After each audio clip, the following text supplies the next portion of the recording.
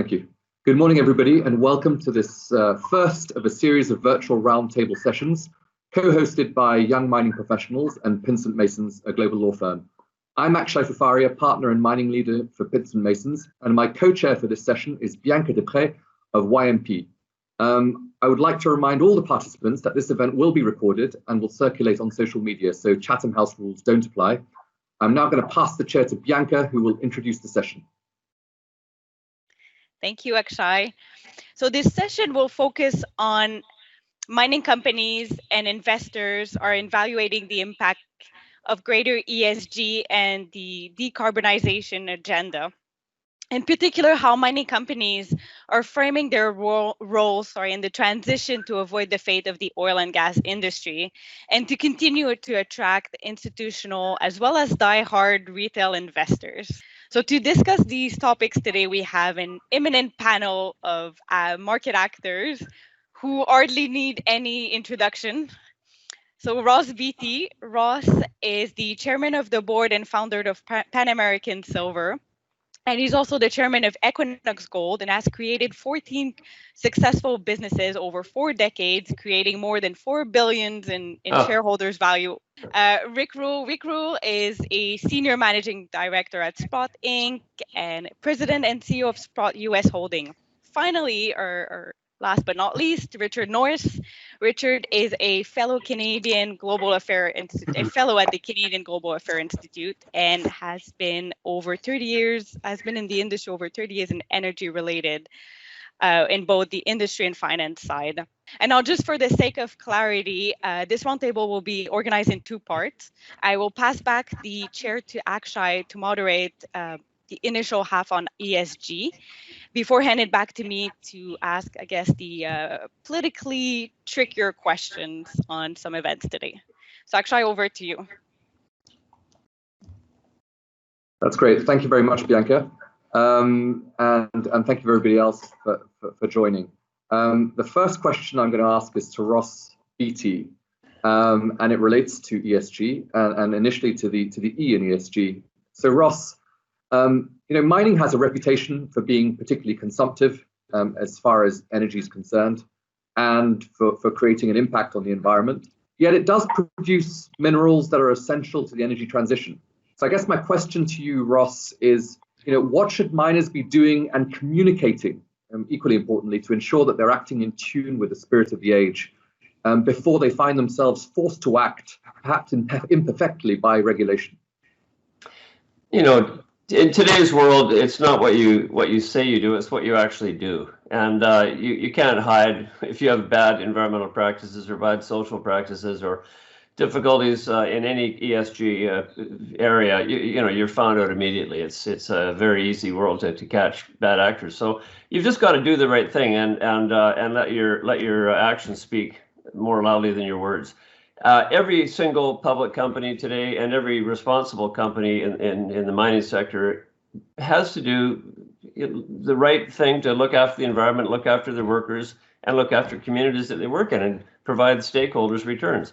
But I guess let me ask a sort of more personal question to you in relation to the businesses that you're in charge of, or the investments that you're involved in. What steps have you and your team been taking, from the perspective of carbon targets or other environmental activities? I mean, do you have no-goes or no-impact commitments in certain areas? Or is this something that you've got, at the forefront of your mind in terms of policy decisions that you're taking from a strategic perspective in your businesses? No, ESG today is at the forefront of what the operating companies that I'm involved with are doing. I can tell only from personal experience with Pan American Silver and Equinox Gold that every single board meeting starts with ESG, every single shareholder meeting starts with ESG. It's just truly, it's almost like a revolution in the last 5 to 10 years, just how important this stuff is today. Rick, is there a risk that the mining industry could potentially suffer the fate of the oil and gas industry as far as investment by the major funds are concerned? This is in the shape of disinvestment and pressure from their clients and customers. As a critical investor in this space, what's your reaction to this, and what's happening from your perspective? I do believe that in addition to a deeper dialogue with the institutional investors who represent the money that comes into the mining business, but we also need to deepen and expand the dialogue, as Ross suggests, with local and affected communities. And so I guess a follow-up question, Rick, is does effective corporate citizenship, from your perspective, from an environmental and social perspective, factor into your calculations on with whom to invest and whom to avoid investing in? Is that something that you take a very careful look at when you are taking those decisions with respect to Sprott, for example? The fact is we have the opportunity not to be neutral, but rather beneficial actors in each of E, S, and G. It's important to earn our place as stakeholders. It's important, too, for other forms of quality control and risk mitigation. And it's enormously important on the morale of our employees. When the employees of mining companies feel like they are part of an organization that is honorable and doing the right thing, they believe that they're part of a cause rather than merely believing that they have a job. How do you apply that same consciousness to the mining space? Is it really around, is there really such a thing as responsible behavior in terms of the type of energy you use to mine, the way in which you interact with your communities? What are your thoughts on that, Richard? No, I think absolutely there is, and I think that comes back to what both Ross and Rick were saying earlier about the way that mining is addressing those issues upfront and directly, and it will separate the winners from the losers. I mean, mining has a cleaner slate and probably more runway than oil and gas. How do you, Ross, manage those risks in the countries in which you invest? I mean, you're in Latin America, but do you make a clear distinction between those emerging type economies and the more developed societies in which you invest? Does that factor into your calculations? Well, obviously you have to take into account conditions everywhere you are, and every country is different in many fundamental ways. But the fact is, there's only one way to mine, and it's to mine responsibly anywhere you are. You've got to, as I said before, you've got to look after the health and safety of your workers. That's core. You've got to look after the environment that you're around. Try to minimize your footprint, try to minimize your emissions, minimize your use of water, try to get off carbon emissions to the extent you can, and you've got to look after your communities. And that's just basic how you mine in 2020. It's just basic business. I mean, does it help that you're Canadian? Everyone loves Canadians. Is that is that helpful as an investor? Is the nationality of the mining house a significant factor in de-risking your operations in certain markets?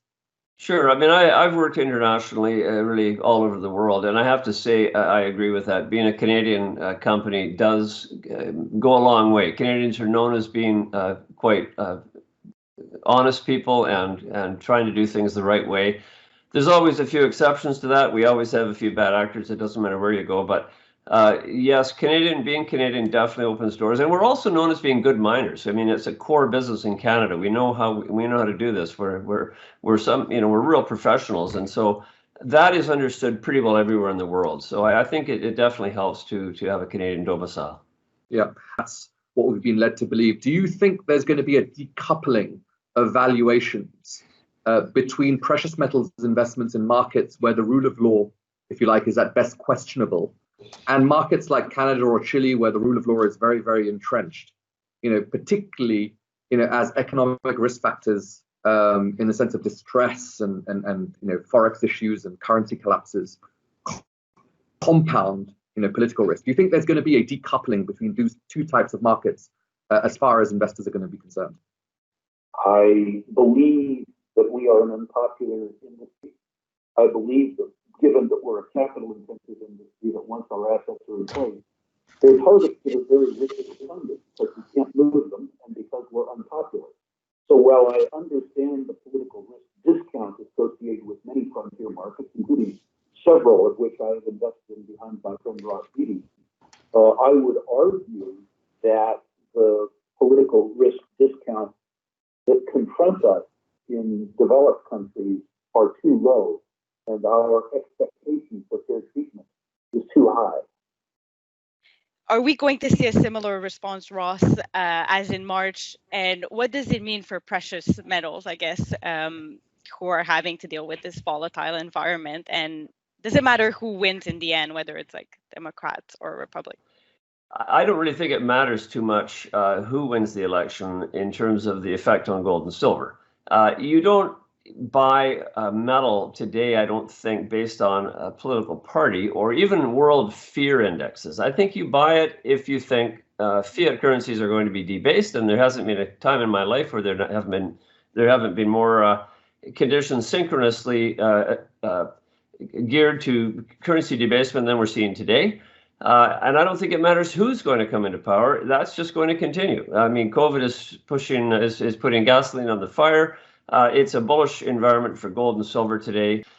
So this is all very interesting what Ross was saying, and what I take from Ross' intervention is that in the short term, it doesn't matter whether it's a Republican or the Democratic Party that is in place. There will be a stimulus package, and the Fed will continue printing money. And what we'll see, so what would you say, I guess, like Rick, that's my question. What would you say to investor who thought precious metal were safe haven, and when we're seeing them being like subject to great volatility and uncertainty, is the sector like too risky at the moment? I don't believe so. At the risk of being accused of talking my own book, I think a modern saver who isn't in precious metals is taking too much risk. Ross, I think, described the political circumstance and social circumstance that we find ourselves in very, very well, irrespective of politics in this country and frankly around the world. There will be continued quantitative easing, which is to say continued debasement of the currency. There will be continued deficit spending, and there will be continued negative real interest rates. In that circumstance, the wind is very much in the sails of precious metals, and precious metals land investment. And so my suspicion is that the political reality, really around the world, means that there's more risk not being in the sector than there is being in the sector. It doesn't mean. So from an energy and a resource perspective, we're essentially using tomorrow's resources today.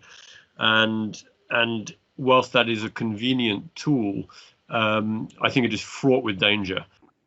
I guess the younger and the next generation are a bit more focused on issues such as equality, inclusion, purpose, all of which have been, I guess, like accentuated by COVID.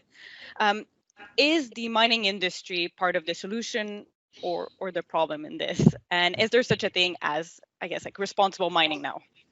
No, it's part of the revolution that I think is happening in all ESG things. It's diversity and inclusion, and that's all happening right now. I mean, and again, it's being driven by just executives are realizing it's important, and it actually makes a better company. And it's driven by owners of these companies, the shareholders, who know that it makes better companies. They make more money. They're more satisfactory places to work. It's just good business. And so I would say it's happening very quickly. You can just look at the number of women, for example, on companies' boards. It's just going up like a straight line. It does suffer from the reality of the world, though. I mean, you cannot turn on a dime and say 50% of your workforce has to be female. You just can't do it. In the mining industry, it's typically been a male-oriented industry. Just look at universities, 40 years ago.